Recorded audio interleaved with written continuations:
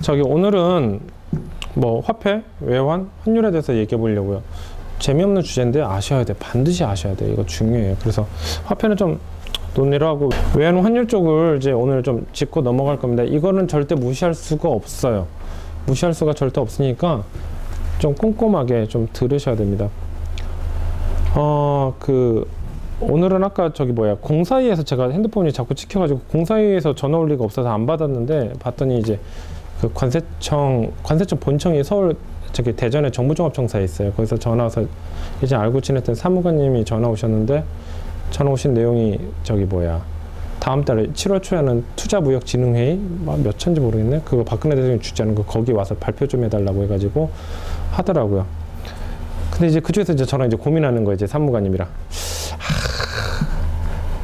대표님은 관세청 행정에서 어떻게 생각하세요? 전 솔직히 만족합니다. 그냥 솔직히 만족해요. 요즘에 관세청 잘하고 있잖아요. 솔직히 잘하고 있어요. 만족합니다. 흐흐 웃으면서. 그렇죠. 그런데 위에서 뭔가 건의사항 내놓으래요.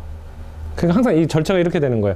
자기네가 알아서 찾아가지고 하는 게 아니라 제3자의 역할을 시켜가지고 관세청이 이런 게 불편합니다 라고 하면은 그게 박근혜 대통령이 관세청장 개선하세요. 그러면 그 관세청장이 그걸 또 다시 하향식으로 그 서로 이렇게 역할을 해주는 거예요. 서로 이렇게 박근혜 대통령 이렇게 치켜 올려주면서 그런 역할을.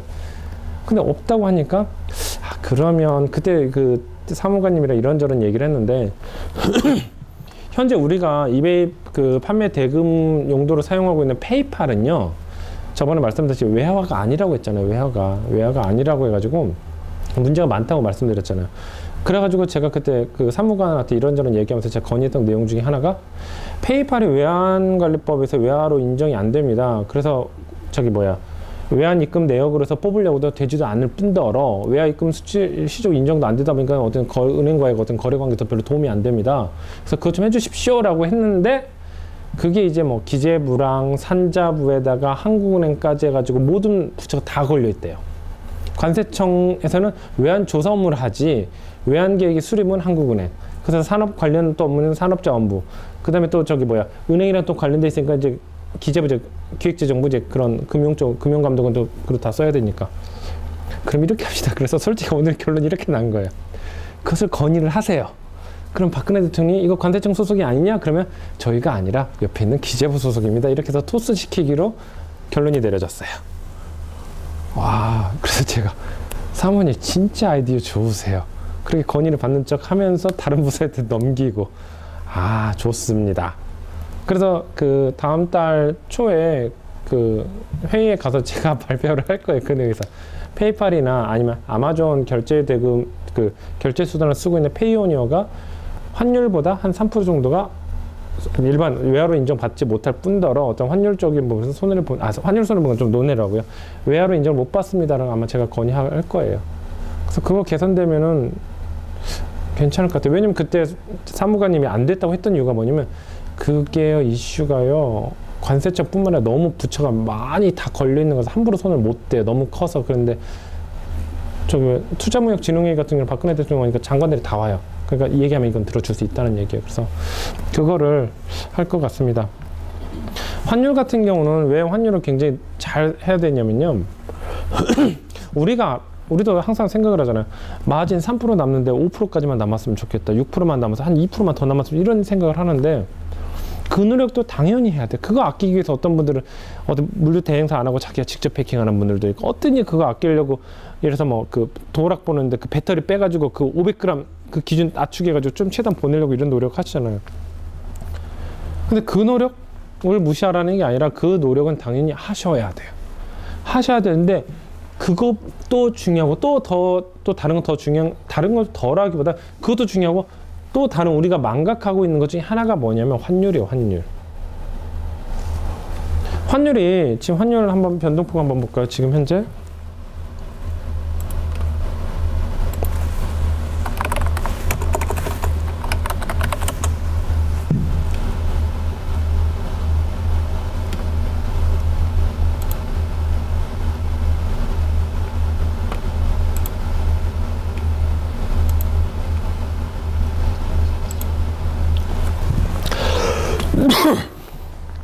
이제 기침도 못해서 기침하시면 이제 회원사분들 귀 아프실까봐 지금 환율 같은 경우는 지금 현재 지금 뭐 오늘 날짜가 1114원이에요. 1114원. 근데 지금 현재 고점 같은 경우는 지금 작년 1월 달 경우에는 뭐 1150원 정도? 그 다음에 한 2010년도 정도에는 지금 거의 몇 점이에요? 거의 1200원 가까이 되고, 최고점 여기 정확히 2009년도 6월 경에는 거의 1300원을 육박했습니다. 진짜로 제가 지금까지 이쪽 전자상거래 쪽이나 수출 쪽을 계속 하면서 환율 정말 급락 많이 했을 때 하루에 거의 50원까지 폭락하거나 폭등한 적도 있었어요. 그럴 때는 눈이 현란해요. 그때 언제냐면 리만 사태 벌어졌을 때. IMF 때는 제가 그다지 환율에 그때 관심도 없었었고요. 근데 리만 사태 때는 그냥 너무 현란한 거예요. 너무나. 환율 관리는요, 환율은 내가 컨트롤할 수 있는 범위가 아니라, 컨트롤할 수 없는 범위가 아니라 환율은 내가 컨트롤할 수 있는 범위 안에 있어요. 그래서 환율을 파도다고 해가지고 파도가 오는 대로 그냥 당하는 게 아니라 파도를 능동적으로 이용하고 활용하는 게 전략이에요. 환율이 뭐 해봤자 0.1% 2% 차이 난다? 아, 그냥 그거 신경 쓸 바에 사업에 신경 쓰는 게 훨씬 낫습니다. 근데 환율요, 심할 경우에는 한 일주일 간격으로 5%, 뭐 2%, 3%, 50원 떨어진다 그러면요, 5%? 수익이 더 악화된다는 얘기예요. 50원 폭등한다? 50원 더 좋아진다는 얘기예요. 5%. 그러니까 이런 것을 철저하게 잘 분석해야 돼. 지금 현재 5년까지 말고 더 나오나? 리만 사태 벌어지기 전에는요, 그냥 저보고 이제 누군가 물어봐요. 지금 환율이 이베이 셀러드 때 불리합니다? 불리해요. 확실히 불리해요. 지금 환율이 얼마나 더 떨어질까요? 라고 얘기하면은 저도 확답은 못하죠. 그런데 확실한 거는 IMF 터지기 전에 우리나라 환율이 거의 한 810원에서 30원대에서 형성이 됐었습니다. 그 다음에 리먼 사태 벌어지기 전에는 이제 노무현 정부 때 그때 환율이 870원대.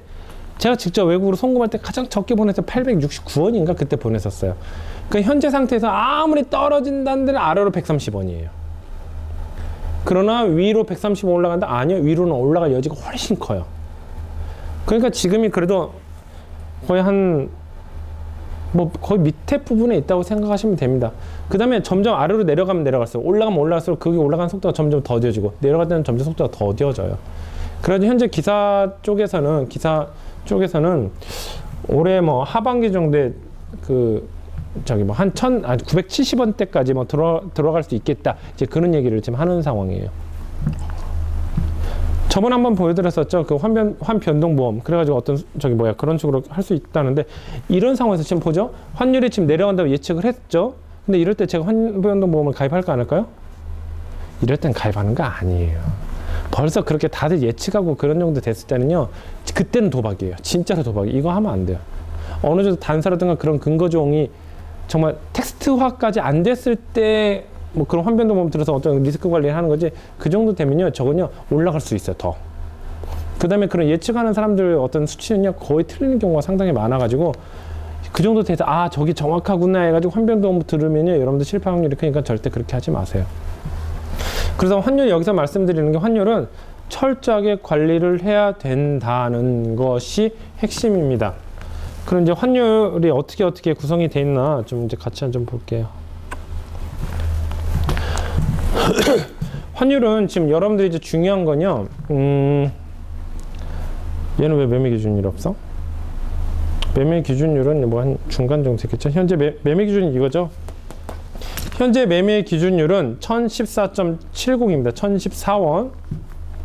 우리가 잘 알아야 될 게 뭐냐면, 송금 받을 때 환율, 송금 보낼 때 환율이에요. 송금 받을 때 환율, 송금 보낼 때 환율.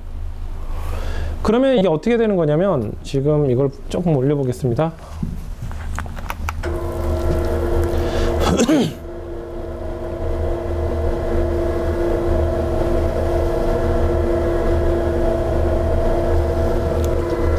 우리가 자주 알아야 되는 거, 송금 보낼 때 받는 환율, 그 다음에 매매 기준, 이 세 가지인데, 이게 어떻게 진행되는 것인가를 좀 봐드릴게요.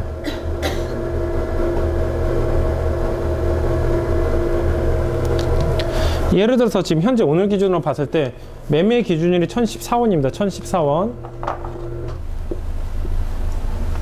그 다음에 제가 미국에 있는 법인에서 한국으로 송금해주고 송금을 받아요.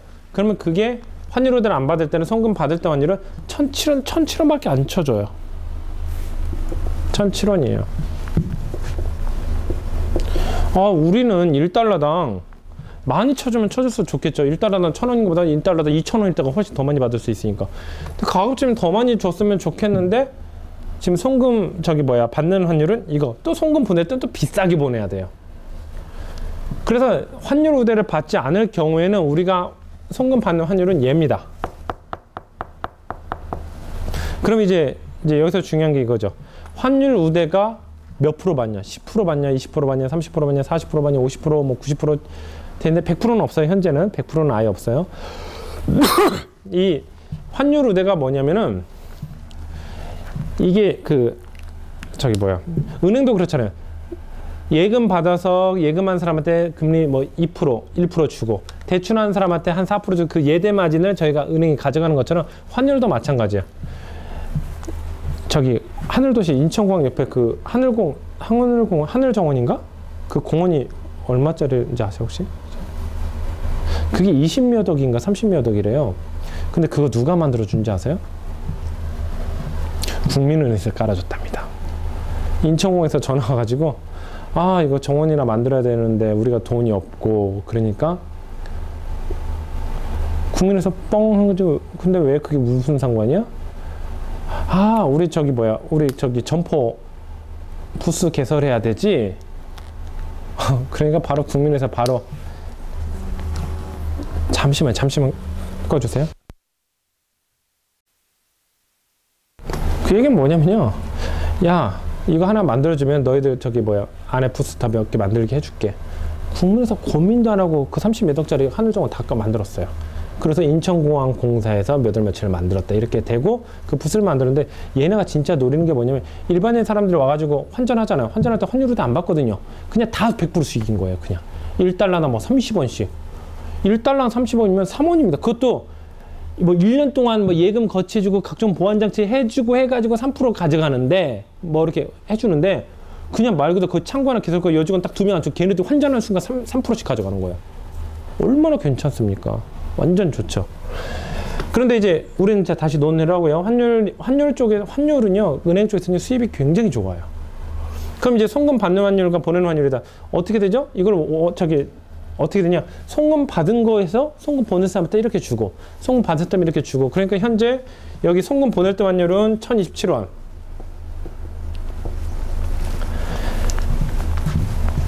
1,007원에 받아서 1,027원에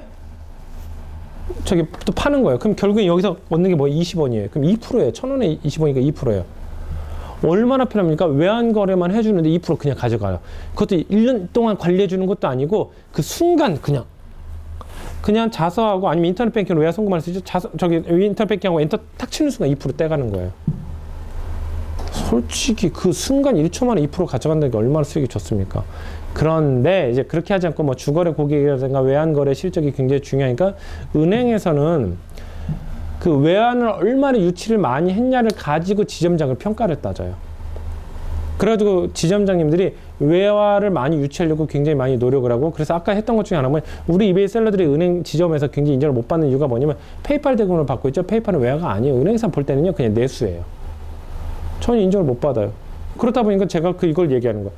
페이팔도 외화로 입금해달라. 그럼 바로 지점장님이 그래서 뭐 이베이를 통해서 1년에 100만 불 판다? 그 얘기 뭐죠? 외화가 그 지점에 100만 불 들어온다는 얘기예요. 어떻게 하는 줄 아세요? 그럼 국민은 지점장님이 직접 연락 오고 밥 한 번 먹자, 대표님 한번 식사하시죠. 저희 회사 같은 경우는 어떤 경우인지 아시잖아요. 저희 회사 같은 경우는 저희가 하면 항상 지점장님이랑 얘기하고 저희는 차장급만 얘기해요. 그 윗선 부지점장급 아니면 차장급에서만 얘기를 해요. 밑에 대리나 사원은 저희는 한 번도 하지 않잖아요. 오면 필요하면 오잖아요. 서로 다. 그러니까 그런 게 알아서 잘 해준다. 얼마나 편해. 뭐 대출 받아야겠다? 지점장님한테 전화하면 돼요. 지점장님 1억만 그냥 웃으면은 해줘요. 왜? 개인 사업자 같은 경우는 약 1억 5천에 2억까지, 그 다음에 법인 같은 경우는 3억까지는 본점에다 올리지 않고 지점장 사인 하나로 그냥 바로 대출이 실행돼요. 그냥 바로. 그러니까 그런 것도 다 재산이라고요. 페이팔로 해가지고 외화로 인정 못 받아서 10억 들어와 봤자 지점에서는 관심도 없습니다. 그냥. 근데 그게 외화로 인정 받는다? 그럼 지점에서 승진, 고가점수에 올라가게 되죠? 그럼 고가점수 올라가게 되면 당연히 지점장이 이 사람 나한테 고마운 사람이에요. 혹시나 비 거슬려가지고 얘가 지점님 죄송해요. 저 신한으로 넘어갈게. 딱 말 한마디 하면 또 넘어갈 때도 그거 말하고 넘어가나요? 안 그러죠? 그쪽 지점장이 벌써 얘기 다 끝내고 넘어가요. 은행이라는 건 굉장히 웃긴 게 뭐냐면 제가 예를 들어서 신용으로 해서 뭐 3억을 받아놨다. 회사 신용을 받아놨다. 근데 여기서 뭐 A라는 은행 거래하고 있는데 제가 B라는 은행에 가가지고 얘기하는 거예요. 제가요, 뭐 외화 실적이 이렇게 되고 이렇게 되고 있고 이렇게 되고 뭐 됐습니다. 근데 저기 예를 들어 국민은행, 제가 뭐 기업을 옮긴다. 국민은행에 3억짜리가 있어요. 그럼 저거 상환하고 넘어야 되겠는데, 그럼 제가 제 돈을 상환을 하고 해서 신용을 일으키는 게 아니라, 네, 그럼 지점장이 그렇게 저희가 해드릴게요. 그러면 딱 얘기하면 이 지점에서 바로 그 점 돈을 갚아버려요. 그냥 바로. 저는 어떤 액션도 안 취해요. 그냥 갚아버리고 여기서 그냥 일으켜버리는 거예요. 먼저는 여기서 대출 일으키고 이걸 가지고 상환해버리는 거예요. 그래서 이 담당자가 여기 지금 담당자한테 테라노만 코리아 이쪽 은행에 넘어와가지고 그 대출 제가 상환하겠습니다. 바로 상환해버려요. 끝내고. 그래서 이쪽에서 뭐 자수하고 자시고 뭐 그런 거 없어요. 그냥 끝나버려요. 그러니까 이렇게 해서 관리가 편하게 은행을 그런 식으로 시스템을 활용해야 되는데, 이런 얘기 있잖아요. 진짜로 은행을 돈 벌려면 은행 시스템을 활용해서 대출 받으라는 얘기지, 은행에서 저축을 해서 돈 버는 거는 그 돈을 벌 수 없다고 얘기하잖아요. 전 세계에서 뭐 1억을 빌리는데 4%만 해가지고 빌릴 수 있는데 어디입니까? 정부 정책자금도 4%죠. 월로 따지면 0.3%예요. 0.3%만 이자만 내면 그 돈 가지고 마음대로 굴려도 된다는 얘기. 얼마나 좋은 메커니즘이에요.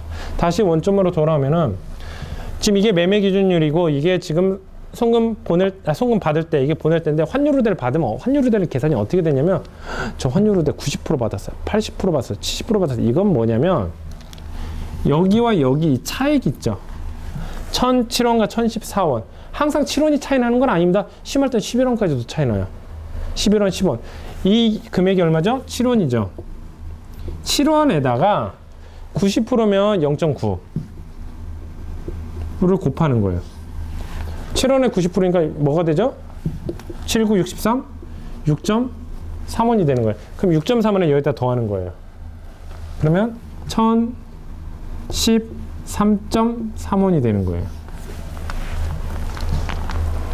그러니까 이제 송금을 받게 되면 저희 회사 같은 경우는 현재 환율으로 90% 받고 있어요. 그래서 1,013.3원으로 되는 겁니다. 좀 더 응용 버전. 제가 미국 법인으로 송금을 해야 되겠다. 환율이 얼마가 될까요? 이 차액 있죠? 이 차액 한번 빼면 13원이죠? 이건 좀 많이 차이 나네요. 13원 곱하기 0.9니까 9327, 11.7 11.7 더하니까 1025.7원 1025.7원으로 제 송금을 보낼 수 있다는 얘기예요. 이게 잠깐만. 죄송합니다. 여기서 빼야 되는 게 아니라 여기서 빼야 되죠. 여기서 11.7을 빼면은 1016원 정도, 1016원 정도로 송금 보낼 수 있다는 얘기예요. 그래서 환율대라면은 예를 들어서 뭐 90% 받았다, 80% 받았다 그러면 80%? 그 2원 빠지면 되겠구나. 90% 아니 1원 80% 2원 빠지면 되겠구나. 90% 1원 빠지면 되겠구나. 그래서 여기서 1원 빠지고 여기서 1원 넣고, 뭐 80% 받았다. 여기서 2원 빠지고 여기서 2원 들어가고, 내가 50% 환율 받았다. 그럼 여기서 5원 빼고 5원 넣고 이렇게 계산하면 돼요. 송금 같은 경우는. 근데 잘 생각해 보시면, 내가 예를 들어서 5만 불이 들어왔다. 환율 우대를 이 은행에서는 80% 해주고 이 은행에서는 90% 해줬다. 그러면은 1원 차이 난다는 얘기예요. 그럼 5만 불이면 5천만 원이죠. 5만 불 곱하기 1원 하면 5만 원이라는 얘기예요. 그러니까 이 은행 가면 5만 원 아낄 수 있고, 이 은행 가면은 5만 원 더 낼 수 있고, 그 차이예요. 그래서 이 환율 우대가 그렇게 된다는 걸 생각을 하셔야 되는데, 이제 중요한 내용이 있습니다. 중요한 내용이 이제 재밌는 내용 있죠.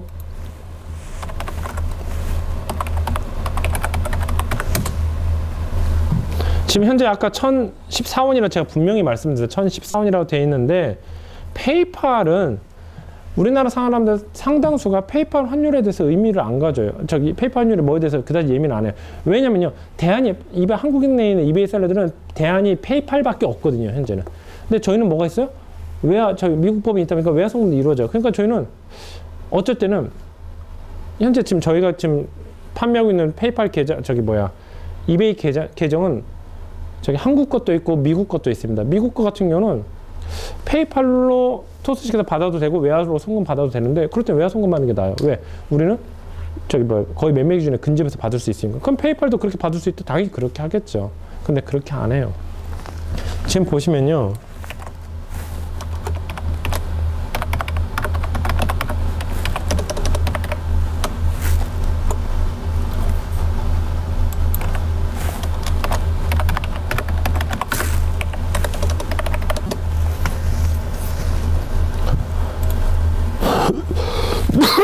뭐야 이거?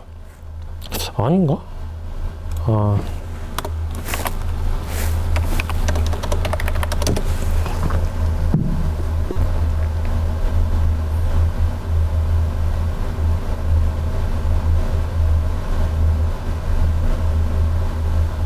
오, 570불이나 있네. 페이팔에서 오늘 그 당시에 환율을 알아보는 법 알려드릴게요. 위도로에 들어가셔서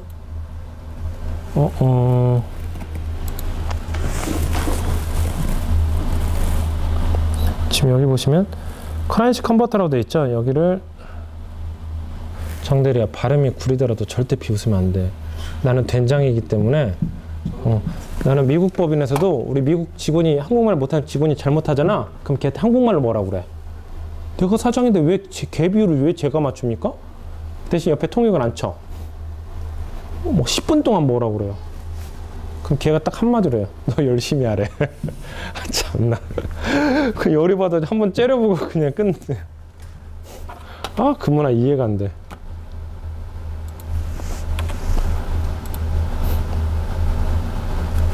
$991. $991. 그러니까 지금 얼마가 차이 나는 거죠? 1014원에서 991원을 빼면요 23원이 차이 나요. 23원이. 근데 항상 20원이 3원이 차이 나냐? 또 그렇지도 않아요. 예를 들어서 이런 거예요.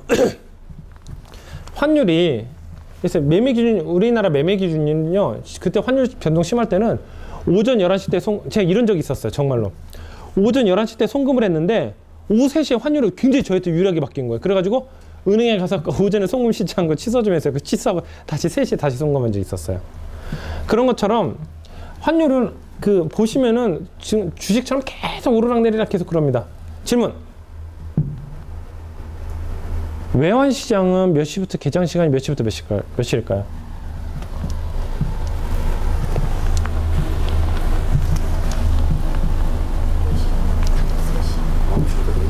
9시부터 4시 반? 그 다음에 실장님은요? 3시부터 3시까지? 8시 반부터 3시까지? 2시까지? 외환시장은요, 그, 한국 시간으로, 뭐, 한국 시간 대충 얘기하면은 정확하진 않아요. 한국 시간 아침부터 금요일 토요일 날 거의 새벽까지 24시간 움직여요. 그 우리가 볼 때 은행에서는 그렇게, 은행원들이 더 이상 근무하니까 그렇게 되는 건데, 새벽에 같은 계속 변해요. 그래서 저는 지금 현재 그 어플리케이션에 스마트폰 어플리케이션이 있는데 환율 관리를 해서 하나는 이거 보이나? 안 보이는구나. 하나는 외환은행에서 스마트 환율이라는 게 있어요. 스마트 환율이라는 어플리케이션이고 하나는 CTFX라는 어플리케이션이 있어요. 그래서 새벽에 환율이 어떻게 될까 딱 보면은 나와요. 계속 움직여요. 그거는 엑스커런시예요. 응? 엑스커런시가. 응, 환율. 근데 왜? 엑스커런시 사이트가 확실하다고? 아. 수시로. 그 핵심은 뭔지 알지? 지금 현재 24시간 돌아가고 있다는 얘기예요. 지금 그게 중요한 게 아니야. 지금 24시간 되고 있다는 게 중요한 거야. 그래서 다시 얘기하면은 일단은 24시간 움직이고 있어요. 그래서 환율 같은 경우는 어떤 대응책을 마련해야겠다 그러면요, 너무 환율이 긴박하게 움직일 때는 새벽 타임에도 한번 체크를 해주세요. 새벽 타임에 봤는데 그 비율이 굉장히 부정적으로 돼 있다? 그러면 아침에 우선적으로 인출 같은 거를 빨리빨리 하셔야 돼요. 이런 것도 있죠. 예를 들어서 우리나라 주식시장이 폭등할 거다, 폭락할 거다, 그거 예측하는 방법 중에 가장 뉴욕 시장, 뉴욕 주식시장 어떻게 됐는지 아침 뉴스만 보면 아침 딱 스타트, 9시에 딱 스타트 하자마자 폭락하기 시작하잖아요. 그래서 그런 식으로 대비하는 것도 괜찮아요. 근데 이제 다시 또 얘기를 하면 환율은 그 초단위로 계속 움직입니다. 근데 문제는 페이팔은 그렇게는 안 움직여요. 그래서 환율이 막 요동치고 막 움직이고 하고 나서 그게 어느 정도 딱 정지된 픽스 값이 한 4시간에서 한 6시간 뒤에 페이팔 환율로 반영이 됩니다. 그래가지고 환율이 갑자기 안정적이었는데 굉장히 우리한테 불리하게 떨어졌다. 그러면 약 3시간에서 4시간 혹은 5시간 뒤에 페이팔 환율이 움직여요. 이게 언제 이렇게까지 정도까지 신경을 쓰면 평상시대는 얼마 정도 차이 나냐면요. 평상시대는 5원 정도 차이 나요. 5원. 그러니까 0.5% 정도 차이 나요. 보통은 제가 교육할 때 안정적인 환율 시기에는 보통 매매 기준율이랑 이 페이팔 환율이 얼마나 차이 나냐면 28원이 차이 나요. 28원이. 지금 보세요. 심심하시면 지금 녹화한 시점에 한 5시간 정도 뒤에 보시면 이 환율이 얼마 정도 더 떨어지냐면 241,5원 정도 더 떨어져야 되죠. 뭐 986원 정도로 떨어질 거예요. 거기서 왔다 갔다 하더라고요. 그래서 그거를 아셔야 되는데, 근데 아까처럼 매매 기준 환율이 굉장히 우리한테 불리하게 떨어졌어요. 근데 이걸 빨리 인출해야지만 덜 손해보는, 그렇게 긴박하고 급격한 환율 변화가 일어났던 때가 리만 사태였었어요. 리만 사태 올라갈 땐 좋았죠? 근데 떨어질 땐 어떻게? 또 급락하잖아요. 그래서 그때 그런 식으로 그렇게 움직입니다. 그래서 환율은 계속 공부를 하셔야 돼요. 그 다음에 좀 더 이제 어느 정도 이제 환율에 대해서 감이 오고 이해가 됐다 그러면 뭐라면 환변동 보험 같은 거, 전반적으로 어떤 조짐들이 딱딱 거점 포인트들이 있습니다. 그럴 때 환변동 보험 되면 괜찮아요. 그리고 환율 외환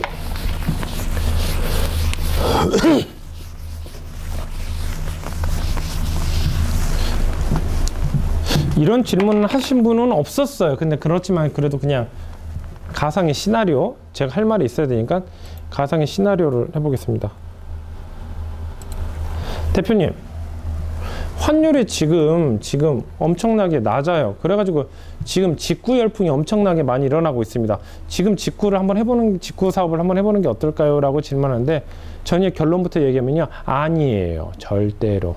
진짜로 성공하시려면요, 그러니까 그게 뭐가 있냐면, 사업은 진짜 성공하려면 최소 어떤 내가 특정 포인트를 잡을 때 최소 3년 정도는 그 전에 시작을 하셔야 돼요. 지금 요즘에 그 어떤 구매대행, 배송대행, 그쪽 관련 업체로 그 물류를 처리하는 업체 중에 가장 큰 업체, 우리나라에서 몰테일이죠. 몰테일이 한 1, 2년 전에 오픈한 업체 아닙니다. 환율이 가장 높았을 때, 1,300원대, 400원대, 그때 시작했었어요. 거의 그 당시에. 그 회사는 메이크샵 자회사죠. 그 회사는 언제를 보는 거냐면 지금 이 상황을 보는 거예요. 그러니까 2, 3년 정도 미리 투자가 돼야 된다는 가정하에 지금 그때부터 투자가 들어간 거예요. 그러니까 지금 꽃을 피운 거예요. 그래서 미친 듯이. 환율은 당연히 오르락 내리락 그럽니다. 보통 이런 얘기도 해서 10년 주기설이라는 얘기가 있어요. 리만 사태 전에는 IMF가 있었고, IMF 때문에 2차 올쇼크, 1차 올쇼크, 2차 세계대공황, 1차 세계대공황, 2차 세계대전, 1차 세계대전, 이런 식으로 계속 10년 주기로 움직인대요. 근데 또 그게 또 10년 주기로 움직이게 되는 게 뭐냐면, 경기가 좋았다가 나빠져주면 시장이 다시 재편이 되고 시장이 더 안정화가 돼요. 계속 좋아버리면 되나요? 절대 안 돼요, 그건요. 어느 선진국에만 어떤 외화가 계속 보유고가 계속 쌓이게 되고, 그 다음에 후진국의 어떤 격차가 더 많이 벌어지는 거예요. 근데 어떤 외환 위기가 한번 딱 일어나면 전세가 다시 또 평준화가 한 번씩 또 돼줘요. 그래서 그 외환 위기설은 10년 주기설은 계속 꾸준히 나오는 것 같은데, 10년 주기설이라 아니라도 이렇게 환율이 낮아지게 되면요, 환율은 다시 올라가게 돼요. 근데 제 생각으로는, 정말 주관적인 생각입니다. 제 생각으로 한 1, 2년 정도는 환율이 거의 저점 포인트로 계속 움직일 건데, 약 3년에서 4년 정도 되면요, 다시 환율이 올라요. 오를 때는요, 여러분들 거의 현란할 정도까지 올라갑니다. 무서울 정도까지. 그럼 경기가 저점이냐, 환율이 저점이냐, 그것을 정확한 포인트를 다시 좀 얘기 하고요. 그래가지고 진짜로 돈을 벌고 싶으시면 지금 환율이 저점이니까 구매 대행을 해야 되겠다? 절대 아니에요. 이렇게 하면 사업에서 어떤 노하우라든가 어떤 그런 연륜을 쌓을 수가 없어요, 아예. 그러니까 지금 정말 돈을 벌고 싶다? 그럼 지금 뭐가 되냐? 수출 준비하셔야 돼요. 수출에 대한 창업을 준비하시고, 수출에 대한 어떤 전략을 지금 짜놓으셔야지만 몰래도 돈을 벌 수 있어요. 생각해보세요. 막상 샴페인 터졌어요. 1,400원, 400원 정도 되면 어떤 일이 발생하냐면, 특히 우리나라가 그거 좋아요. 다른 나라들은 1,100원, 200원밖에 오르면 충분한데, 우리나라는 1,300, 400원 돼요.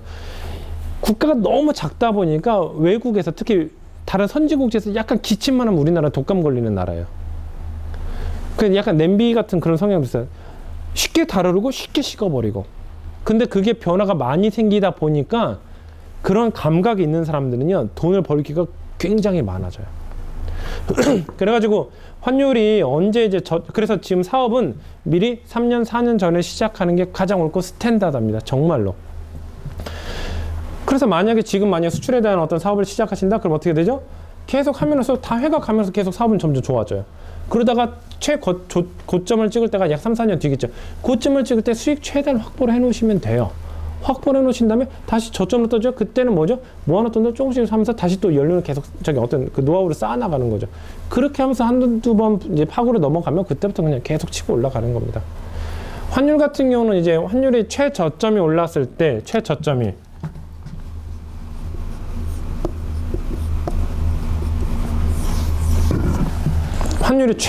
올랐을 때가 여러분들이 해야 될 전략들이 있습니다. 어디 환율?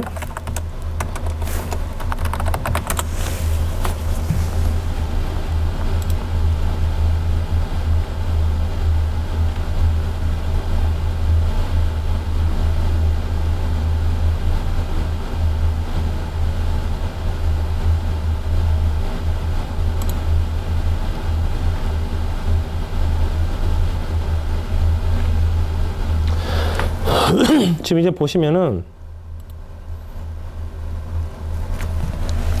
뭐 전망, 뭐 신중 기회, 뭐 이렇게 소폭 상승, 뭐 마감, 뭐 하락 이런 나오는데 지금 이 상태는 환율 진짜 최저점 아니에요. 아직 멀었어요.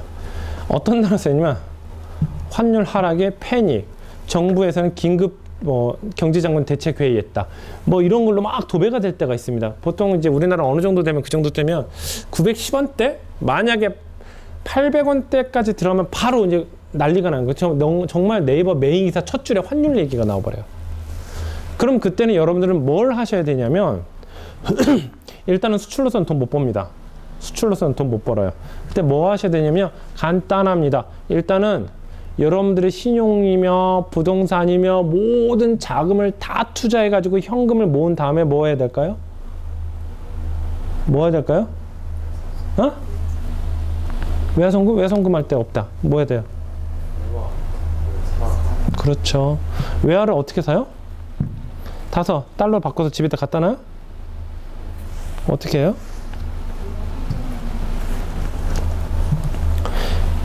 그 IMF 때나 저기 뭐 리먼 사태 때문에 환위기가 한 몇 번 겪고 나서 외환 상품이 굉장히 많이 발달했어요. 그래서 외환 계좌라는 게 있어가지고 외환 통장 그냥 계산하시면 되면 하셔가지고 뭐 한 5천만 원이다. 이거 5만 불로 좀 바꿔주세요. 그럼 5천만 원이면 한 그때는 뭐 800원이나 하면 6만 불까지 환전이 되겠죠? 그거 놓고서요. 그냥 어디서 던져놓으세요. 통장 던져놓으시고 한 3년이나 4년 뒤에 찾아야지. 그렇게 하고 계세요. 그러면 결국엔 그 뭐 대출 받았다 그러면 금리 뭐 한 6% 7% 낼 겁니다. 그렇지만 그거보다 환율이 올라갈 땐 더 빨리 올라가요. 그래서 그렇게 해가지고 적당히 그때 적당히 시점 환율이 괜찮다 그러면 욕심 부리지 마시고 한 10%에서 20% 정도 수익만 남으면 그냥 환전하세요. 부동산은 솔직히 지어놓고서도 떨어질지 오를지 전혀 뭐 그건 완전 도박, 그건 도박이지. 어떻게 그게 투자입니까? 어떻게 부동산을 아무리 공부한다? 투자라고 하는 것은 내가 불가항력적인 부분이 거의 없어야 되는데 보세요. 영종도 그렇게 투자라고 했는데 연유기 안 생겨버리잖아요. 지금 그건 투자가 아니죠. 도박이죠. 근데 환율은요 아주 간단합니다. 오르거나 내리거나 둘 중에 하나예요. 그래가지고 그런 시기에는 있는 자금 모아서 그렇게 넣어 놓으시는 게 훨씬 괜찮아요. 고점에서 어떻게 하죠? 최고점에 올라갔다. 최고점 올라가는 것 같다. 그렇다면 어떡하죠?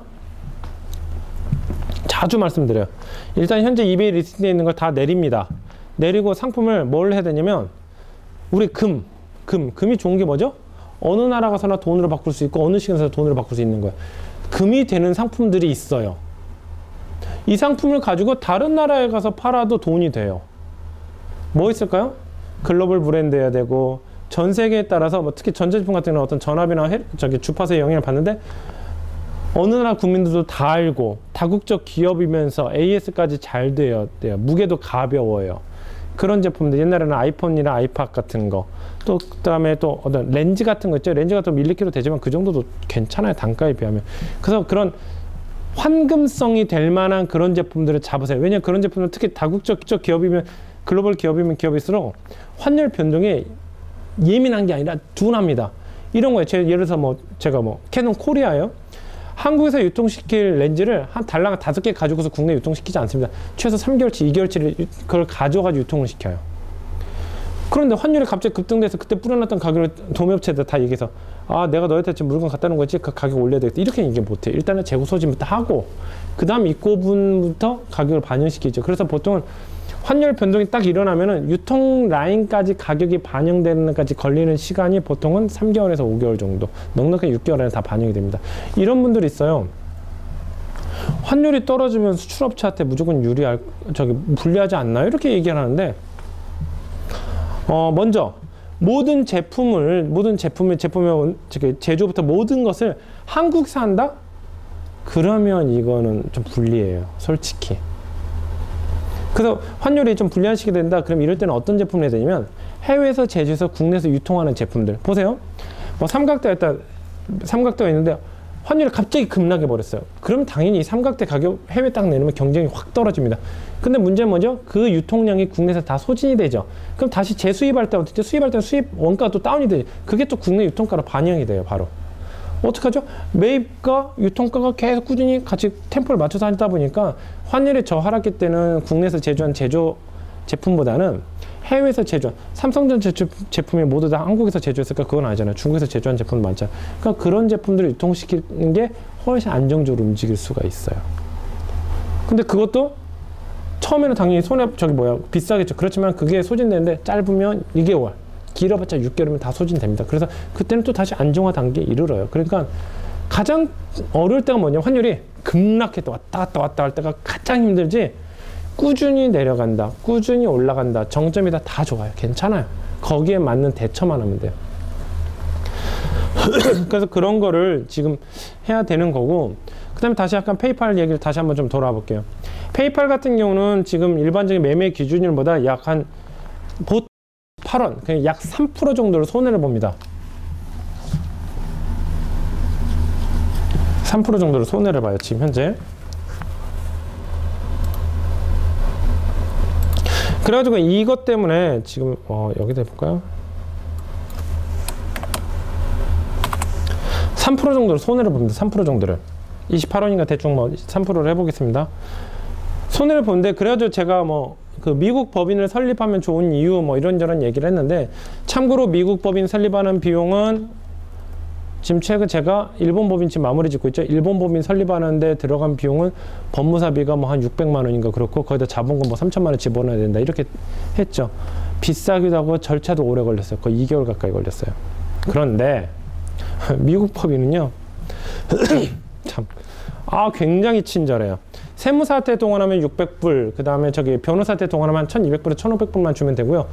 그러면 자본금도 넣어야 되지 않을까요? 그랬더니 저 처음 할 때 그냥 제 돈 넣었다가 뺄게요. 걱정하지 마세요. 그냥 자기가 알아서 해주고. 그럼 또 사무실 필요하지 않나요? 저희 사무실 그걸로 할게요. 그냥 넣어버리고. 미국은 전산화가 거의 안 돼 있다고 보셔도 돼요. 그러니까 집 계약서가 이렇게 등기 설정한다거나 설정 걸다거나 확정일자 그런 개념이 없어요. 그냥 계약서 가지고 그냥 쓰면 되는 거라서 좀 약간 프리하죠. 그래가지고 미국 법인 같은 거 설립하는데 1,500불밖에 안 돼서 기간은 2주. 제가 여기서 보낸 건 돈 제대로 송금해주고, 그 다음에 여권 스캔해서 보내주고 끝. 그 다음에 회사 이름은 제가 줘야 되는 거고요. 대신 이제 업무 영역에 따라서 이거를 커미션 제도로 할 것인지 아니면 유통으로 할 것인지 그런 것도 결정해 달라, 이런 것들 했는데, 이제 문제는 뭐냐면 3%라는 게 작다면 작고 크다면 큽니다. 현재 아마존 셀링 하신 분들 중에 페이온이라는 저 시스템을 사용하는데, 저건 안 봐도 뻔해요. 3%에서 5% 정도 저 환차손을 가져가요. 왜냐면 수수료 따로 떼는 게 아니라 저 환차손 가져간다는 얘기예요. 이베이 페이팔 같은 경우도 마찬가지입니다. 지금 페이팔에서 지금 이베이 셀링 할 때 수수료를 세 군데서 떼이는 거예요. 하나는 이베이 수수료 떼이고요. 또 하나는 어디서? 페이팔 수수료. 또 하나는 그 환차손에서 또 떼나가는 거고요. 그래가지고 어떤 분들은 저는 항상 그래요. 원가 분석을 할 때 어떻게 하냐면 페이팔 수수료, 이베이 수수료, 환차손 28원 3% 또 떼요. 그래서 그냥 마음 편하게 페이팔 수수료는 이제 저희 계정 같은 경우는 6% 빠진다, 그냥 계산해버리는 거예요. 근데 한국 셀러들은 대안이 없다 보니까, 비교할 수 있는 대안이 없다 보니까 그냥 그거를 그 환율이 정당 환율로 이제 계산을 하는 거고요. 셀링을 하시면 나중에 아실 거예요. 정말 경쟁이 치열한 상품 같은 경우는 딱 3%만 가지고 갑자기 판매가나 판매량이 달라져요. 한 3% 정도 된다. 그러면 한 600불짜리다? 그럼 6, 3, 18, 18불 차이 나는 거예요. 얘는 618불에 팔면 나는 600불에 판매는 누가 이기겠어요? 600불에 이기죠. 얘기할 필요도 없죠. 이건 100% 나가는데. 그래가지고 저것을 이제 관리를 잘해야 되는데, 3%에 대한 의미를 어떻게 갖느냐, 3%에 대한. 저는 그래서 제 미국 법인의 예를 들면은 어떻게 하냐면, 3%가요. 3%가 사장님들이 미국에다 법인을 운영을 만약 한다면 월간 들어가는 비용을 비교해 봐가지고 저렴한 쪽으로 결정하세요. 그래서 미국 현지 법인 운영한다. 그럼 뭐 해봤더니 뭐 이거저거 해서 한 5,000불 정도 나갈 것 같다. 그러면 3% 정도 되려면은 월 매출액이 15만 불. 그러니까 1억 5천 정도 3%면 저기 500만 원이었죠. 1억 5천에 3%면 얼마죠? 1억 5천에 3%면 약 450만 원 정도? 그러니까 매출액 한 1억 5천 미만은 페이팔로 이용해서 저기 뭐야 수수료 내는 게 나을까요? 현지 법인 설립하는 게 좋을까요? 현지 법인이 이게 페이팔 이용하는 게 낫겠죠. 근데 1억 5천 이상이 된다. 뭐 2억이 됐고 3억이 됐다. 3억에 3%면 얼마입니까? 3, 3, 9? 그러니까 900만 원. 당연히 미국 법인 설립하는 게 훨씬 낫죠. 그러나 이거는 단순히 비용 대책이지 미국 법인이 있으면서 다양한 경험할 수 있고 더 비즈니스를 넓힐 수 있다는 장점하게 된다면 이게 실제로 500만 원에 들어가지만 실제로 이게 더 낮아지겠죠. 한 200만 원으로. 그럼 결국엔 어떻게 되죠? 3%를 계산한 값이 200만 원보단 계산한 값이 3%가 200만 원보다 작으면 크면은 법인 설립하는 게 훨씬 낫다는 얘기예요. 매출 한 6%, 6, 38, 130만 원. 그러니까 한 매출이 한 6천만 원 정도 이상 되면 미국 법인 설립하는 게 100번, 1000번 낫다는 얘기예요. 그래가지고 그 미국 법인 설립은 나중에 이제 그 계약이 종료된다 하더라도 그 절차라든가 거기서 텍스라든가 어떤 식으로 진행을 해야 될지 어느 지점에다가 법인 설립할지 지점도 있고요. 지사도 있고 현지 법인도 있어요. 지점이나 지사 같은 경우는 또 지점이나 지사는 그 법의 적용을 어디로 받냐면 해외 지사 있다. 한국 법에 적용을 받을까요? 그 나라 법에 적용을 받을까요? 그 나라 법은 당연히 적용 받겠지만 한국 법에도 적용 받아요. 지점이나 지사의 차이가 뭐죠? 지점이나 지사. 지사 같은 경우는 현지에서 영업 활동을 할 수가 있어요. 근데 지점 같은 영업 활동을 할 수는 없어요. 그러니까 지점은 약간 연락사무소랑 거의 비슷한 개념. 그러니까 현재 직원을 파견하는 수인데 영리 활동 못하는데 거기서 뭐 매입을 한다. 샘플 매입을 하고 거기 시장 조사 계속 주기적으로 한다. 그건 뭐 지점 정도만 해도 되는데 지사 같은 경우는 현재 거기서 물건을 직접 판매할 수도 있고 그다음에 회계는 다 본사랑 같이 귀속이 되는 거고. 근데 다 필요 없어. 그냥 별개로 하자. 그럴 때는 현지 독립법인 움직여요. 독립법인 때문에 회계가 따로따로 움직이는 거예요. 한쪽이 그러니까 지사와 본지사 관계다. 그럼 본사가 망하면 지사는 망해요? 안 망해요? 망하죠. 같이 움직이는 거니까. 지점도 망하죠. 당연히. 근데 법인이 둘 다 독립적으로 됐다. 하나가 망했다? 전혀 하나는 상관도 없어요. 관심도 없어요. 그 다음에 당연히 지사가 규모가 클까요? 법인이 클까요? 법인이 훨씬 크죠. 그래서 어쩔 때는 정확히 물어봐야 돼요. 지사입니까? 지점입니까? 법인입니까? 물어봐야 돼요. 현재 저기 테라노마 코리아 같은 경우는 지점이나 지사 관계는 현지 독립법인이에요. 그래서 둘 다 동시에 운영을 했었어요. 그때 현재 미국 법인은 2008년도 1월 달에 오픈을 했고요. 그다음 한국 법인은 2개월 뒤인 2008년도 3월 달에 오픈했었어요. 그래서 이제 그런 것들 이제 그렇게 하려면 지사 같은 경우는 무조건 지사 같은 경우는 해외 투자로 이제 봅니다. 회사에서는 이제 국가에서는 그러다 보니까 아무나 승인을 하지 않고 국가에다 승인을 요청을 해야 되고 과거 수출 실적이 100만 불 이상이 돼야지만 스무스하게 진행이 돼요. 요즘은 기준이 좀 낮아졌나는 모르겠어요. 저도 처음엔 지사해야지 지점해야 될지 고민하다가 아 귀찮아 그냥 독립법인으로 나가자 그렇게 나간 케이스죠. 그래서 이제 환율이 그렇게 되고 그 다음에 또 이제 보겠습니다. 관세청에서 우리가 달러로 입력을 하잖아요. 달러 입력하면 원화로 계산이 되잖아요. 그거 계산하는 환율은 무슨 환율이죠? 계산하는 환율은 무슨 환율일까요? 그 명칭.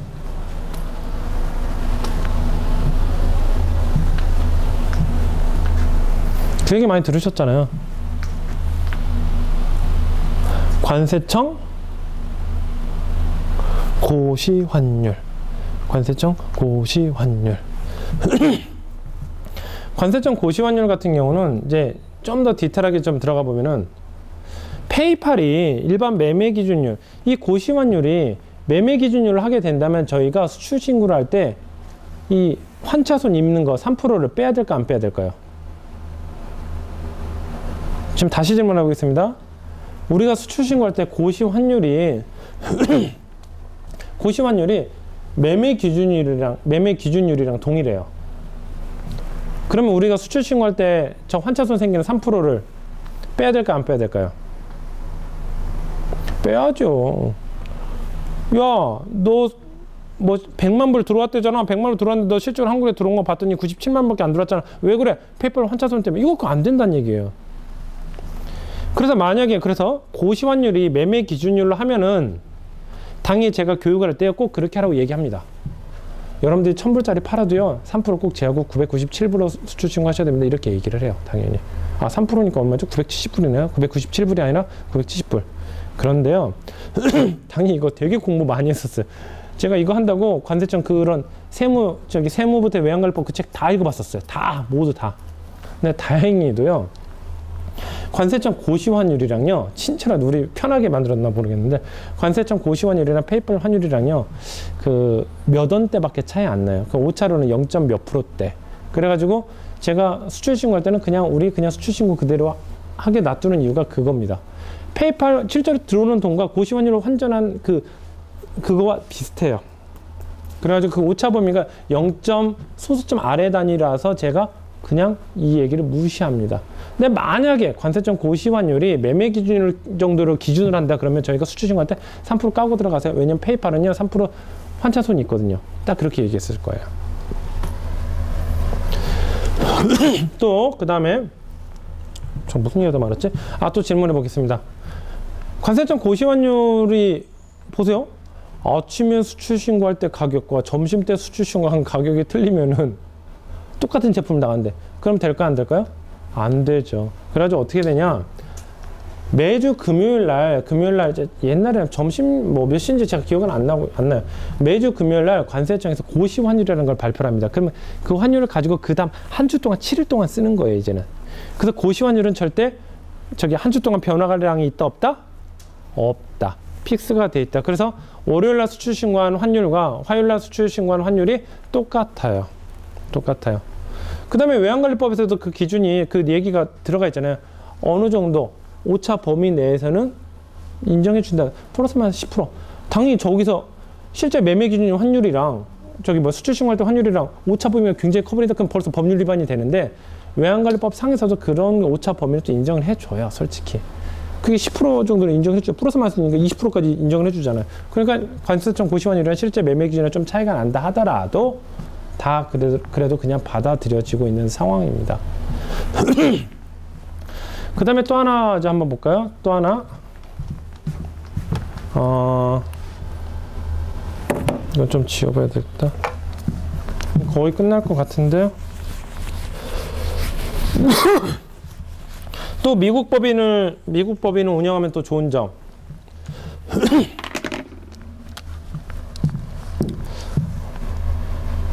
아마존이라는 사이트가 있습니다. 아마존 하지 말고 요즘에 해외 직구 열풍이라고 하잖아요. 해외 직구 열풍이 일었는데 예를 들어서 지금 현재 매매 기준율을 1014원이라 해보겠습니다. 매매 기준율. 아이고.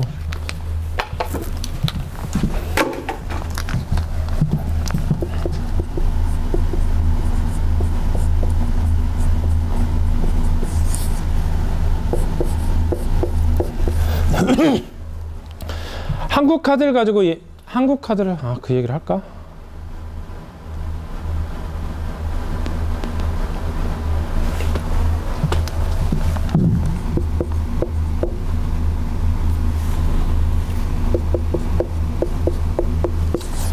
돈이랑 관련된 것 하나만 좀 더 얘기할게요. 좀 이따가. 매매 기준이 1014원이에요. 근데 요즘에는 한국 카드를 가지고 해외 쇼핑몰에서도 구매를 많이 할 수 있죠. 결제를 할 수 있죠. 배송이 안 되니까 배송대지 이용해서 들어오는데 한국 카드를 가지고 결제하면 환율은 얼마로 결제될까요? 송금 받는 될까요? 송금 보내는 환율로 될까요? 아니면은 현금 사는 걸로 할까요? 현금 파는 걸로 될까요?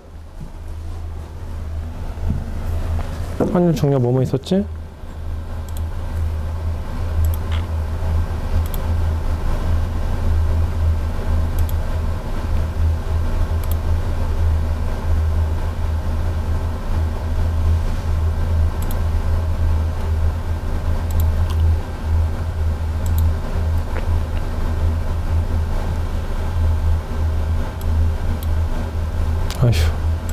뭘까요? 현금 사실 때, 파실 때, 송금 보낼 때, 송금 받으실 때, TC 살 때, 외화수표 팔 때. 뭘까요?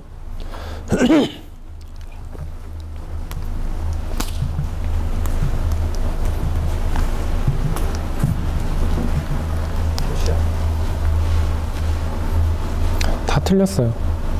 이 환율 다 깡그리 무시해요. 뭐 환가료라는 걸 따로 받아요. 근데 대충 얼마 정도 올라간다고 보시면 됩니다. 정확하지는 않아요. 카드사마다 조금씩 틀려요. 근데 다 비밀이에요. 잘 안 알려줘요. 보통 한 60원에서 80원 정도 붙여요. 네. 진짜로 그러니까 정말 제가 미국 카드가 있어서 1달러 결제다 지금 매매 환율이다 그럼 매매 기준이 1014원이다 그럼 1014원이면 결제 뭐 10불이다 그러면 1,140원이죠. 근데 이걸 가지고 한국 카드를 가지고 아마존에서 딱 결제해 버리면 거의 한 900원? 1,800원 정도가 결제가 돼요. 그래서 예를 들어서 이런 경우도 있습니다. 아, 저거 해외는 쇼핑몰이네? 그럼 내가 이베이에 올려놓고 아이템 로케이션을 미국에만 배송해놓고서 그래서 뭐 바이더컴에 저렴하다. 그럼 바이더컴에 있는 거를 해서 팔아야 되겠다. 다시 정리해서 말씀을 드릴게요. 이제 여기서 이제 많이 넓혀지면 경험이 많이 쌓일 겁니다. 바이더컴에서 특가로 나온 거예요. 가격이 999불, 아니 1000불로 나왔는데 이게 이베이에서 최저가가 1200불인 거예요. 이것저것 수수료 때도 제가 1000불에만 사면은 괜찮은 거예요. 그래서 이거 해야 되겠다. 그래서 아이템 로케이션을 전 세계 월드와이드 안 해놓고 미국에만 이렇게 세팅을 해놓고 뭐 바이더컴은 이제 한국 카드 결제가 되나? 된다고 해볼게요. 된다. 그러면은 된다 그러면 주문이 들어왔다. 그럼 바이더컴은 한국 카드 결제해 버리는 거예요. 근데 그 사람이 실수하지 말아야 될 게 뭐냐? 결제할 때 보통 일반 환율보다 거의 7-80원 정도, 7-8% 정도 손해보면서 사야 돼요. 그래서 그 비즈니스 모델은 안 돼요. 근데 이건 될 수 있어요. 바이더컴에서 1000불이다, 이베에서 1200불이다, 배송이, 주문이 들었다? 하되, 두 가지 방법이 있습니다. 내가 미국 법인이 있다. 그 미국 법인 있는 장국 그 카드, 체크카드를 결제하는 거예요. 그럴 때는, 우리도 체크카드를 어디 결제했든 1,000원이다. 그럼 1,000원만 빠져나가는 거랑 똑같은 케이스. 거기서 당연히 그 금액만큼 빠져나갑니다. 그렇게 하는 방법이고, 또 하나는, 판매가 됐네? 그래서 1200불에 판매가 됐죠. 그래서 이것저것 수수료 떼고 뭐 떼더니 저한테 1100불이 들어와요. 그럼 저는 바이더컴에 쪼로로 가가지고 이것도 나중에 우리 회원사들 졸업할 때 이거 써먹을 수 있습니다. 쪼로로 그냥 바이더컴에서 결제를 했는데 뭘로 결제를 하냐? 바이더컴에는 신용카드도 결제가 가능하지만 페이팔도 탑재가 돼 있어요. 페이팔로 결제하는 거. 아까 보세요. 페이팔의 매매 기준보다 3% 손해본다고 했죠? 근데 그거 손해볼 필요 있어 없어요? 일단 환전이 아니라니까 3% 손해도 이제 아니에요. 가장 좋은 건 물건 팔아서 물건 하는 게 좋은데 이 부분은 뭐가 문제가 있냐면요. 외환관리법에 좀 문제가 있는데 이건 제가 좀 더 공부를 좀 하고 알려드릴게요. 원칙적으로는 원래 어떻게 돼? 그 돈이 다 들어와야 되고 외화대금 환수 의무랑 지급 의무가 있는데 그게 이제 거래 당사자가 쌍방이었을 때가 이제 그게 중요한데 거래 당사자가 지금 제가 팔고 제가 사고예요. 내부적으로 해결되는 거라서 지금 생각으로는 아무런 문제가 없다고 생각이 드는데 이건 제가 더 명확하게 해서 또 알려드릴게요. 근데 당사자, 그러니까 타인과 나와의 거래다? 절대 그렇게 퉁치면 안 돼요. 근데 이건 지금 내 돈을 가지고 내가 구매하고 내가 팔고 해요. 그러니까 내 내부의 거래예요, 솔직히. 그러니까 이거는 외환관리법상에 적용이 안 될 것 같아요, 지금. 그래서 이거는 제가 더 공부를 하고 이건 말씀드릴게요. 그래서 다시 원점으로 돌아와서 그래서 바이더컴에서 그렇게 구매하면 페이팔로 구매하게 되죠. 그럼 그 돈 그대로 빠져나가는 거예요. 그럼 어떻게 되죠? 아주 명쾌해요. 배송지 주소는 바이더컴에서 주소는 고객 주소 넣어놓고 바이더컴에서 발송하면 송장번호 나오죠. 그 송장번호 그대로 들어가서 입에다 등록하면 밸런스에 페이팔 밸런스에 60불 남았다가 이건 뭐죠?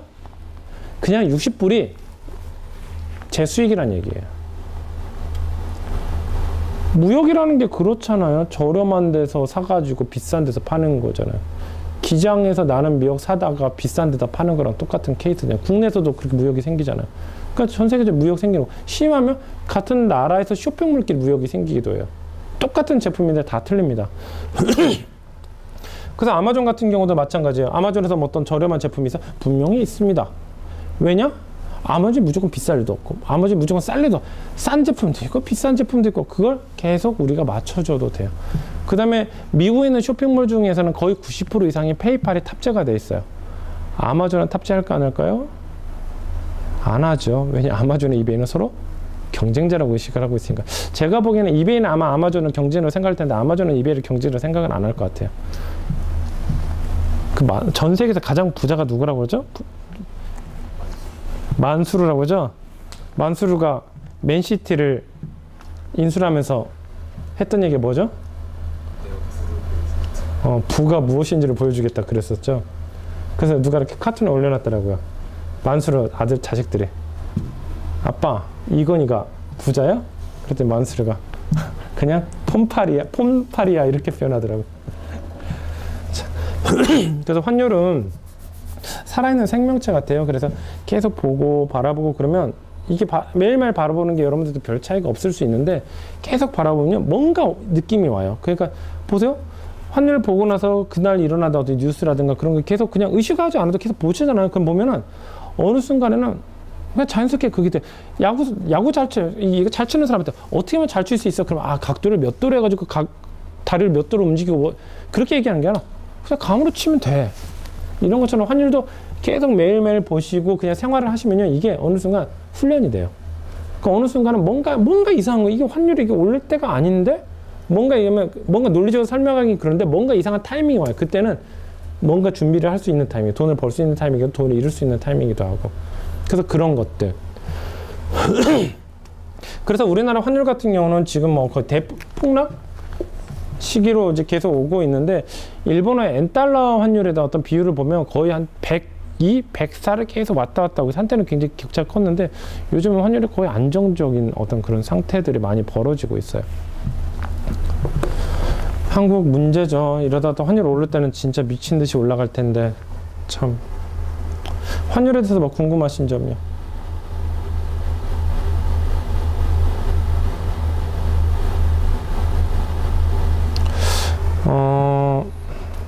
뭐 환율 또 생각하면은 지금 몇 시나 됐나요?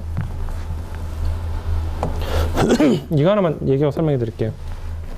신용카드 얘기가 나와서 이제 설명을 해드리는데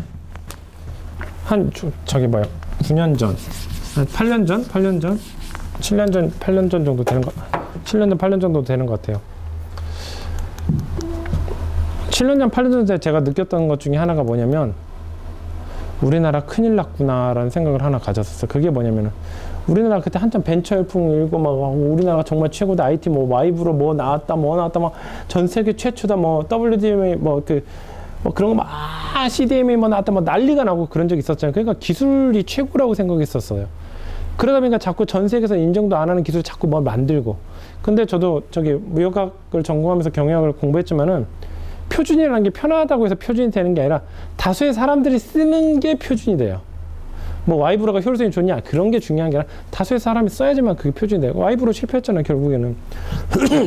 이 표준도 마찬가지. 표준이 이루어지면 모든 게 비용이 저렴해집니다. 우리도 마찬가지. 우리가 일본에 간다고 생각해 보십시오. 제가 일본에 갔을 때 무슨 느낌이 들었냐면 하얀 건 종이고 까만 글자구나 밖에 없어요. 여기서 내가 길 잃으면 정말 죽을 수가 있겠구나. 제가 만약 거기서 집에 있다면 밖에 안 나가요.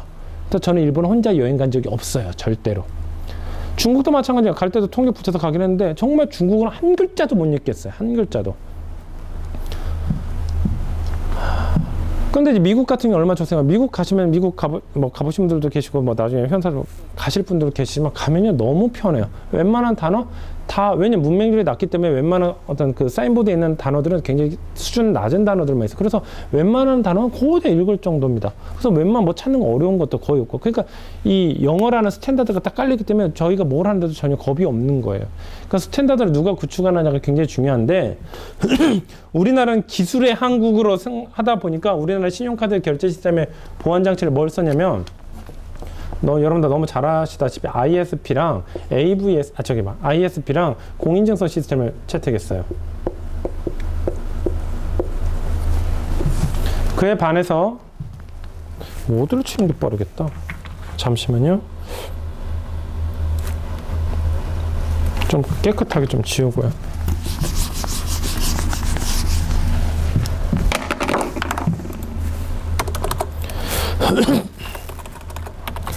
한국의 경우에는 그 ISP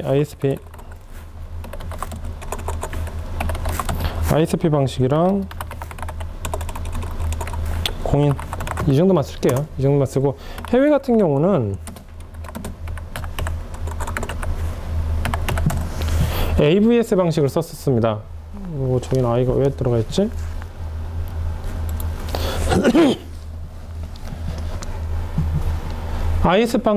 ISP 방식도 부족해가지고 공인인증서까지 해서 30만원 미만은 ISP 방식, 30만원 이상은 공인인증서 방식. 해외는 전 세계 모두 다 뭘 쓰냐면 AVS 방식을 써요. 기본적으로. AVS 방식 뭐냐? AVS는 어드레스 버리파이드 시스템 줄임말이에요.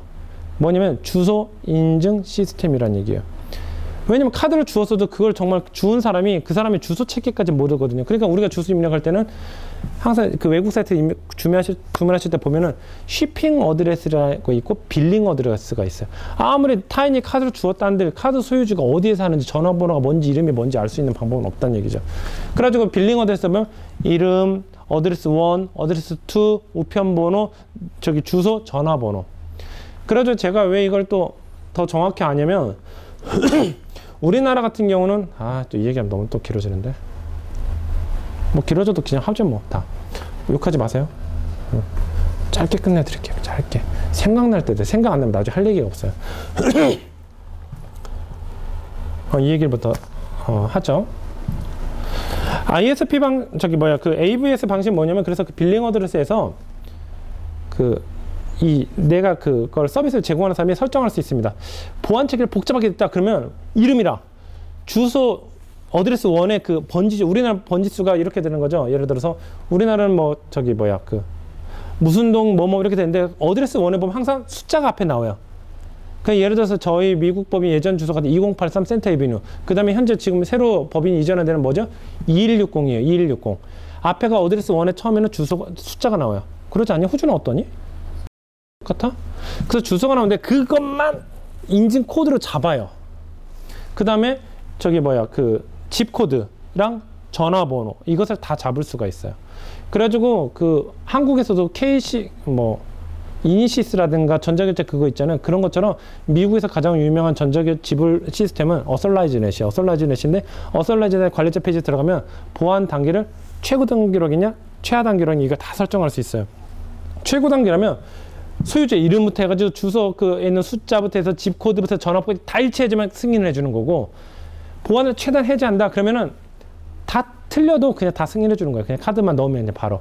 그래서 우리가 슈퍼에서 그냥 결제한다? 이건 뭐죠? 이건 그냥 인증 절차 없이 다 해주는 거예요. 근데 미국 같은 경우는 체크카드는 보통 패스코드?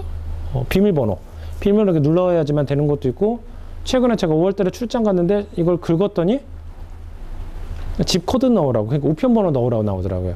그 셀프 주유소 거기서 그래서 우편번호 이렇게 넣으니까 승인 절차 되고.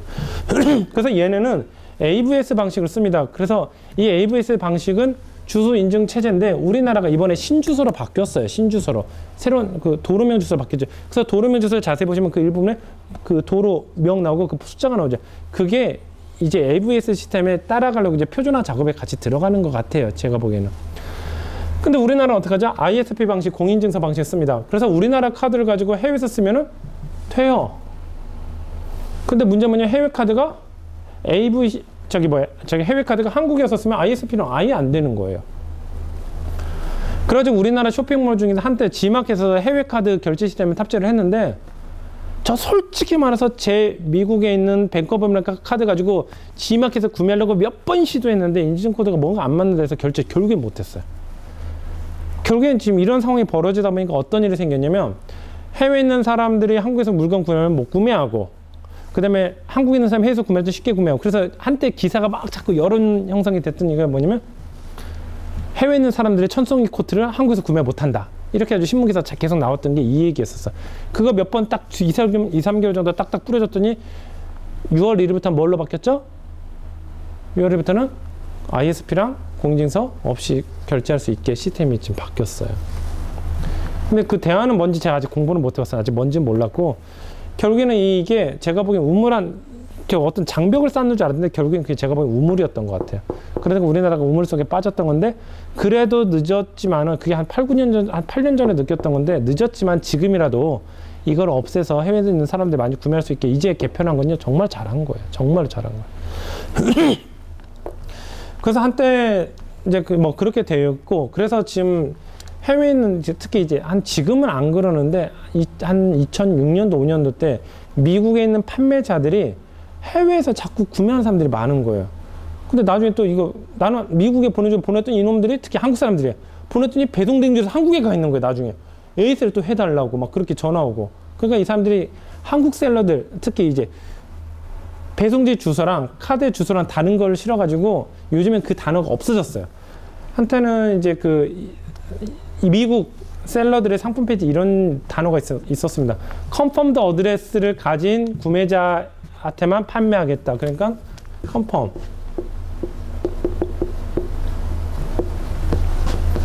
ADDRES 뭐죠? 그래서 확인이 된, 그러니까 빌링 어드레스로 쇼핑센터로 일치된 사람한테만 팔겠다. 그러니까 미국에서 발행한 카드로만 구매한 사람들한테만 팔겠다라고 해서 하는 그런 경우도 있었어요. 예를 들어서 뭐가 안 될까? 폴로는 요즘 모르겠네. 옛날에 랄프로레는요, 한국 카드로 결제하면 승인이 계속 취소 났었어요. 그래서 그거 또 요령 찾는 사람이 뭐냐면 한국 카드로 기프트 카드를 사가지고 기프트 가지고 거기서 구매를 해버리는 그런 경우도 있었었죠. 그래서 그런 경우도 있었었습니다. 그 다음에 이제 진짜 마지막 생각나서 아까 말씀드렸죠. 어설라이즈넷이라고요. 어설라이즈넷이라고 돼 있는데 저는 현재 지금 미국 비자를 가지고 있어요. 미국 비자 E1 비자를 가지고 있고 지금 E1 비자 다국적 기업 비자를 가지고 있고 소셜 번호도 있어요. 그러니까 소셜 번호 정확히 말하면 호주는 뭐 쓰니? 무슨 번호 쓰니? 주민번호 같은 거 뭐 써? 고소한테 아이디가 따로 나오는 거지. 그 번호를 뭐라고 그래 그러면? 그냥 버리파이드 아이디. 버리파이드 아이디? 우리나라에도 주민번호가 있다면 미국 같은 경우는 소셜 번호라고 그러니까 SSN이라고 그러죠. SSN. 소셜 시큐리티 넘버 이렇게 해요. 그래서 동사무소를 저기서는 소셜 오피스 거기서 발급받으면 이렇게 나오는 건데 나중에 시간 나면 제가 한번 보여드릴게요. 그래서 이원 비자가 있으면 SSN이 나와요. 그러면 거기서 대출도 받을 수 있어요. 대출도 받을 수 있고 저 차도 살 수 있고 용자도 받을 수 있고 다 할 수 있어. 뭐 집도 살 수 있고. 그 다음에 이원 비자 같은 경우는 영주권 신청하면 또 영주권도 최우선순위로 진행이 되고 다시 이제 원점으로 돌아와서요. 그러다 보니까 미국에서 생활하는 것처럼 똑같이 생활할 수 있습니다. 그래서 뭐 인시스처럼 내 쇼핑몰에다 어떤 전자 카드 결제 시스템 탑재하고 싶다? 그냥 신청하면 돼요. 어설라이즈넷 신청해가지고 탑재를 했는데 거기서부터 문화가 굉장히 틀린 거예요. 우리나라 같은 경우는 어떤 거냐면 예를 들어서 내가 쇼핑몰 운영을 해야 되겠다. 쇼핑몰 운영해야 되겠다라고 그러면은 일단 쇼핑몰을 만들고 나서 그걸 가지고 먼저 뭐 하죠? 구청에 통신판매 신고를 합니다. 그러니까 쇼핑몰을 국가의 어떤 법률 영역 안에 일단 놓는 거예요. 그리고 나서 이니시스라든가 뭐 티지코프라든가 그런 카드 결제 시스템을 탑재를 하게 되면 거기서 그 대행사가 그걸 받아서 쇼핑몰 저 이제 쇼핑몰 운영자죠. 저한테 접수를 받으면 뭐 22만 원 뭐 대행료를 받으면 국민카드사한테 승인을 거칩니다. 그럼 국민카드사가 제 쇼핑몰 사면 다 훑어보는 거예요. 로그인도 해보고 이용료권 제대로 있는지 보고 또 신한카드가 또 들어와서 승인해주고 그래서 뭐 계속 메시지 날라오죠. 뭐 인시스에서 오늘 국민카드사랑 신한카드가 승인이 됐습니다. 지금 남아있는 거는 뭐 무슨 카드입니다. 또 며칠 지나면 또 그거 됐습니다. 근데 어떤 경우 심할 경우는 어느 카드는 끝까지 안 되는 경우도 있고 그래요. 그래서 어떤 쇼핑몰은 말 천천히 해야지. 그래서 어떤 쇼핑몰은 어느 카드는 안 됩니다라 나오는 데도 있어요. 솔직히. 근데 그래서 그게 뭐냐면은 쇼핑몰에서 사고가 났을 때는 최대한 통제를 하겠답니다. 그러니까 벌써 여러 가지 형식 승인, 요즘엔 뭐 에스크로우 로고까지 넣어야 되고 그러더라고요. 그래서 이용 약관, 주민등록 번호를 하는지 안 하는지 그런 것들, 그 다음에 뭐 정보 보호, 암호화를 어떻게 인증을 해야 되는지 그런 것까지 철저히 다 체크를 하는 거예요. 그런데 그렇다 보니까 쇼핑몰을 만들 때가 굉장히 이제 절차가 복잡하게지는 거죠. 이래서 뭐 통신판매 신고만 안 했다, 그럼 바로 벌금이에요, 이건요. 바로 벌금. 그런데 미국에서 쇼핑몰을 할 때는요, 안 그래요. 미국에서 쇼핑몰 할 때는 저도 굉장히 미국에서 쇼핑몰 만들어서 먼저 법적으로 어떤 국가적으로 어떤 승인을 받을 게 있냐? 없어요. 하나도 없어요. 이용약관도 우리나라도 공정이나 그런 게 문제가 생겨가지고 항상 표준약관을 갖다 쓰고 나중에 그거 가지고 클레임을 걸고 그러는데 미국은 어떤 사이트는 이용약관 자체도 없는 데도 굉장히 많아요. 그러니까 미국은 어떤 마인드냐면 경제활동을 이렇게 북돋아주고 계속 프리하게 더 만드는데 내가 왜 규제를 만들어? 사고가 났을 때 수습하는 게 낫지. 사고가 앞으로 발생하지 않는 사고에 대해서 내가 미연에 대처라는 거는 나쁘다는 마인드가 전반적인 지배 정서가 깔려 있었어요. 그래가지고 현재는 우리나라는 이제 그런 사례를 좀 하나 보면은 옥션 G마켓 같은 경우는 판매되고 나서 저기 뭐 12일 뒤, 20일 뒤, 30일 뒤 뭐 배송이 완료되고 나서 며칠 뒤에 이렇게 대금을 주는 구조지만 현재 페이팔은 어떻죠? 판매하면 바로 대금이 들어와요. 그 대금 가지고 다른 거 물건 사도 돼요. 솔직히 바로요. 왜? 대신 너 나중에 사고 치면 네 계정 그냥 정지시켜 버릴 거야. 이런 마인드예요. 근데 우리나라는 최대한 막아주는 거예요. 최대한 막아주고 최대한 범죄 뭐 통제를 하고 대신 사고 나면 막는 건 또 약해요. 솔직히. 그렇죠. 우리나라는 뭐 보면 뭐 하지 말아라. 뭐 하지 말아라. 그 우리나라 알아요. 낚시하지 마라. 낚시해요. 안 잡는 건 뻔히 알아요. 취사금지로다 바로 그 옆에서 고기 구워 먹어요. 왜? 단속 안 하는 건 뻔히 아니까. 그 우리나라는 그렇게 하지 말라는 거 많은데 또 통제는 또 약하고 우리 미국 같은 경우는 하지 말라는 건 거의 없어요. 대신 하지 말라고 분명히 쓰는 거 통제는 기가 막히게 하는 거예요. 쇼핑몰 같은 경우도 그런 문화가 많이 깃들어져 있습니다. 내가 자꾸 기준을 어떤 뭐랄까 제한을 만들고 그래가지고 네가 어떤 경제 활동에 저해가 된다면 나도 우리 전반적으로 다 안 좋아. 그러니까 쇼핑몰 네 마음대로 만들어. 이용약관 네 마음대로 넣어.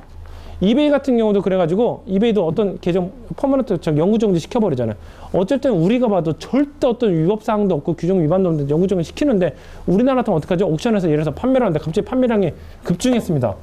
그런데 옥션이 딱 그 계정을 정지시켜 버렸어요. 우리 어떡하죠? 간단합니다. 공정위부터 해가지고 몇 군데 한 다음에 언론 플레이하면 뭐 옥션 개념 없다. 나중에 좀 더 심하면 국정감사에서 너 왜 개념 없이 너 그런 시간 이렇게 할 수 있는데 안 그래 미국은요. 미국에서는 진의 기준이 최우선이고 자기네 판단이 최우선이에요. 웃기는 거죠. 이 전자상거래도 마찬가지예요. 만약에 제가 쇼핑몰을 오픈했습니다. 이용자까지 먹으면 다 괜찮아요. 그래서 제가 이제 카드 결제 시스템을 우리나라 이니시스처럼 어설라인 시스템을 탑재했습니다. 그래서 제가 5배송을 발송을 잘못했어요. 그래서 걔한테 안 갔어요. 그럼 걔가 클레임을 걸겠죠? 그럼 클레임을 걸면은 국가에서 책임져 주는 게 아니라 그 카드사에서 제 계좌를 홀드시켜요. 그 자금을. 우리나라는 이니시스나 티지코프는 저희한테 송금해 주는 역할로서만 끝난 거지 저희 계좌에 있는 돈을 갑자기 빼오거나 그럴 권한은 없잖아요. 근데 미국은 빼와요. 더 심한 경우는 잔고가 0원이면 거기서 마이너스를 빼올 수가 있어요. 순간. 그걸 이제 오버드래프트라고 그러죠.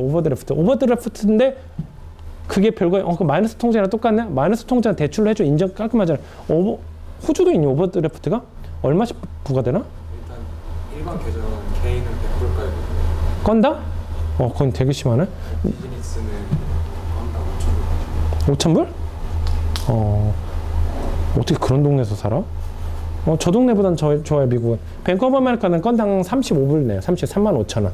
그러니까 뭐냐면, 실장님이 통장에 5천 원 있었어요.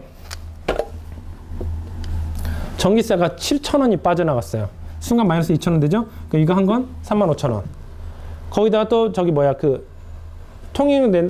지하철 탄다고 1,000원, 1,000원, 딱 빠져나가는 순간 이것도 다시 35불씩이에요. 그럼 하루 만에 115불이 거의 100불이 확 날아가 버리는 거예요. 근데 정말 운이 좋아서 5,000원에서 마이너스 1,000불 빠지고 마이너스 1,000불 빠지고 2,000원짜리 7,000원짜리 빠져나 그럼 한 건만 되죠. 그럼 그때 한 건 빠지고. 그러니까 이 빠지는 순서도 중요해요. 어쩔 때는. 그러니까 얘네는 그 문화가 돼 있는 거예요. 그러다 보니까 어떤 은행한테 어떤 그런 사법적인 어떤 그런 권한까지 주다 보니까 시장이 자율적으로 되는 거예요. 그러니까 이런 거죠. 경찰 너 때리지 마. 그러니까 거기서 공권력이 약해지다 보니까 더 다른 이제 검찰이 활동해도 이렇게 되는데 미국 같은 어떻게 하죠? 경찰 반 죽이든지 말지 네 맘대로 해. 그만큼 권한을 주는 거예요. 또 그만큼 그런 권한을 누릴 수 있는 어떤 그런 자격도 의식도 그만큼 심어져 있고. 그래가지고 쇼핑몰을 만들면 최대한 자유롭게 해야 돼. 쇼핑몰도 그렇게 하고 그 다음에 만약에 카드가 도용이 됐다. 신고 들었다. 그럼 저는 정확히 배송했다는 근거 자료를 이 어설라진의 결제 대행사에다 내미기만 하면은 얘네가 또 알아서 다 처리해버립니다. 얘한테는 환불해주되 저한테는 그냥 또 보호해주고. 어떻게 보면 이 결제사가 중립적인 입장에서 어떤 판사의 역할을 딱딱딱딱 하는 거예요. 그러니까 시장 자체가 한 사람의 판서를 해서 이 조직이 움직여지는 게 아니라 각 거점에 있는 모든 기관들이나 사조직들이 판사의 역할을 딱딱딱 해주니까 조직이 정이 되면서 잔소리 하고 그런 게 없이 항상 이렇게 깔끔하게 진행이 되더라고요. 그래서 참 이 규칙을 지킬 수 있고 어떤 이런 기준만 제대로 안 할 수만 있다 그러면 미국에서 비즈니스 하는 게 훨씬 좋겠다라는 생각을 많이 가져요. 그래서 이런 것부터 하나 둘씩 깨우치게 되면은 정말 이쪽에서는 할 수 있는 게 너무 많다. 근데 한국이랑 비슷한 정서를 가진 나라는 어딜까요? 일본. 일본은 많이 비슷해요. 일본은 정말 비슷해요. 정말 너무 많이 비슷해요.